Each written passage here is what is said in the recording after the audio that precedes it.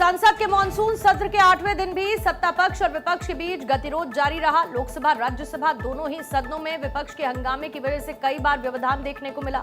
इसी बीच विपक्ष के विरोध के बावजूद लोकसभा में ध्वनि मत से एंटी पेपर लीक संशोधन विधेयक पारित हुआ।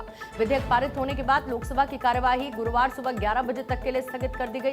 इससे पहले केंद्रीय मंत्री डॉक्टर जितेंद्र सिंह ने सदन में विधेयक पर हुई चर्चा का जवाब देते हुए इसके प्रमुख प्रावधानों की जानकारी दी और सरकार का पक्ष भी रखा। एंटी पेपर लीक विधेयक पर जवाब देते हुए केंद्रीय मंत्री जितेंद्र सिंह ने कहा कि विपक्ष इस मुद्दे पर राजनीति कर रहा है, जबकि सरकार पेपर लीक मामलों में सख्त कार्रवाई कर रही है। और उन्होंने ये भी कहा कि पेपर लीक से जुड़े मामलों में ट्रायल शुरू हो चुके हैं और दोषियों के खिलाफ कड़ी कार्रवाई की जा रही है। उन्होंने नेता प्रतिपक्ष राहुल गांधी के सदन में दिए गए स्टेटमेंट पर भी सवाल उठाते हुए कहा कि सरकार इस गंभीर विषय पर राजनीति नहीं बल्कि ठोस कार्रवाई में विश्वास रखती है। पहले तो बड़ा निराशाजनक है ये दृश्य विपक्ष को देख करके कि जब इतने महत्वपूर्ण बिल पर चर्चा हो रही है, जब इतनी संवेदनशीलता के साथ और प्रधानमंत्री मोदी जी की प्रतिबद्धता के साथ ये विधेयक लाया गया है, तो बजाय इसके कि संजीदगी से इस पर बहस की जाए, सुझाव दिए जाए, इस पर राजनीति करने का प्रयास किया जा रहा है। और मुझे हैरत है नेता प्रतिपक्ष एलओपी जी के व्यवहार पर। उन्होंने जिन अपशब्दों का इस्तेमाल किया वो अनपार्लियामेंट्री तो है ही है, बल्कि इतना अनपार्लियामेंट्री एक्सप्रेशन है वो, मैं अपने बुक से नहीं बोलूंगा कि यदि कोई व्यक्ति या माननीय सदस्य अपने आप को भी इडियट समझे तो वो नहीं कह सकता, सदन के बाहर जाकर के कह सकता, उसमें नहीं कह सकता।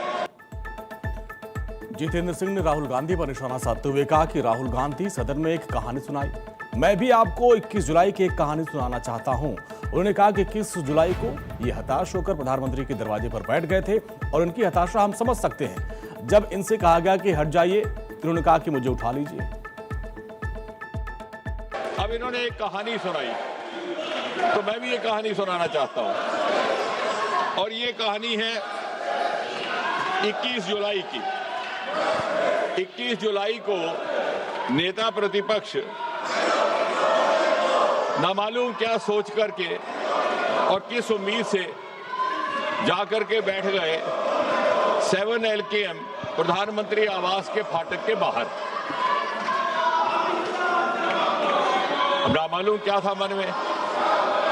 अब मेरा विभाग ऐसा है जो शोध के साथ ताल्लुक रखता है। जब इस पर थोड़ा सा मंथन किया तो ये संभावना लगी कि शायद बहुत जमाने से इनको ये हसरत सता रही थी कि देश इनको प्रधानमंत्री चुने और 7 LKM में बिठाए।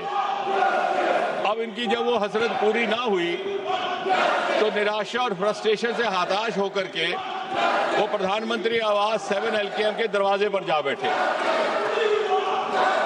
और फिर जब इनको बड़ी विनम्रता से समझाने का प्रयास किया गया कि ये आपको शोभा नहीं देता, तो इन्होंने कहा कि मुझे उठा लिया जाए। वहीं राज्यसभा में भी हंगामे के बीच में वंदे मातरम विधेयक पारित कर दिया गया है। कार्यवाही शुरू होते ही विपक्ष ने एक दिन पहले सीपीएम के दिल्ली कार्यालय पर हुई कार्रवाई का मुद्दा उठाया। विपक्ष के नेता मल्लिकार्जुन खड़गे ने इसे लोकतंत्र के खिलाफ बताते हुए सरकार को घेरा, जबकि सदन के नेता जेपी नड्डा ने कहा कि यह कोई असामान्य बात नहीं है। उन्होंने छात्र जीवन का उदाहरण देते हुए कहा कि छात्र आंदोलन के दौरान उन्हें भी 2 बार गिरफ्तार किया गया था।